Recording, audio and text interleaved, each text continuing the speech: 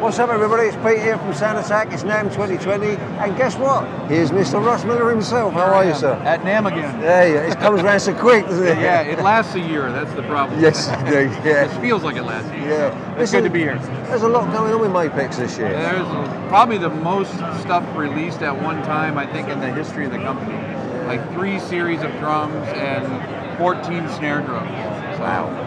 A lot of stuff, yeah. The Black Panther snares are featured in the store for, well, I think nearly 10 years now. Yeah, I think 2011. So it was time to redo all that, and so much technology has happened in MAPEX since then that we were able to work on, you know, putting into the line. You know, all the design lab stuff happened since their release, so we have all that stuff that we worked out with that, and we've been able to take all the stuff that we did with testing with design lab and R&D and move it down now to Saturn and move it to what's called Saturn Evolution and all the BP snares. So I can tell you a little bit about. Please do, yeah, thank you very much. Yeah, so the main thing about the snare line was we went through the whole thing with what we call a sonic flow chart, which means we want to get all the little slots of sounds that you would possibly want, right?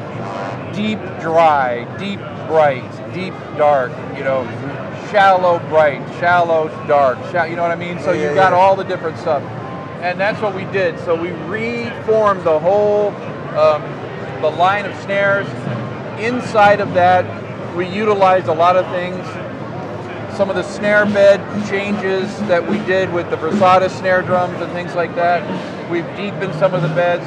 We've created, these are all now locking lugs, all locking Saturn lugs. So there's neoprene locks in here that it won't detune on everything. All the drums now have locking lugs on everything. And then they never had a double-ended. No, yeah, that's so we the made first a double, thing that I saw. Yeah, we have a double-ended Saturn locking. So now you're able to do 5x14s, things like that, because you know you can only go so deep with this, and then you have to maybe stagger it like we were staggering stuff.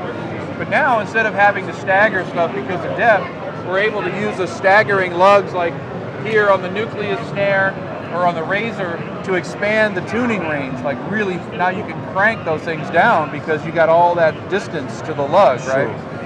The other thing that happened that was really dramatic was we retooled all of the metal shell tooling for the rolling of the shells and did undersized metal shells like the old Premier, the old Sonor, right? So now it's under, the head goes a little bit over it and it has a great head movement, great feel.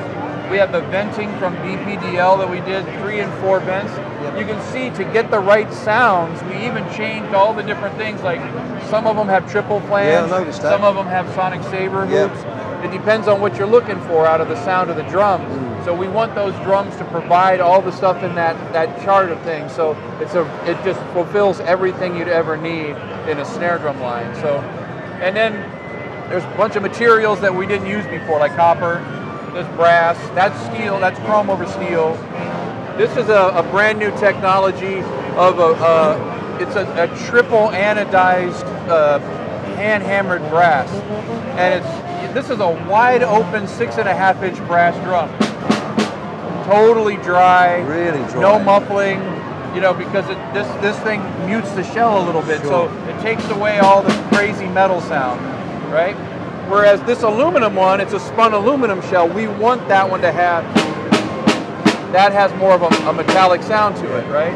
But yeah, it's almost like a halfway between wood and metal. Yeah. So this drum, I love. We were talking about getting a big fat drum sound. I pulled out my old Lynn drum machine. Yeah. And I'm like, remember the big fat snare drum sound from that? Yeah. I put that. It sounds drums are they? The man behind the camera, that's his sound. It sounds just like the Lynn, man. Yeah. And anyway, nice drum, Scott, I like that. So there's a lot of new things going on, from the shell diameters to the locking lugs, the double-ended lugs. A lot of testing, a lot of time, brand new everything, 14 models, and a whole redo of the thing. So I'm excited for everybody to play them. There's some real standout moments. I mean, this is incredible. Yeah. This one's great. That one's playing great. That one's playing great. Loving that.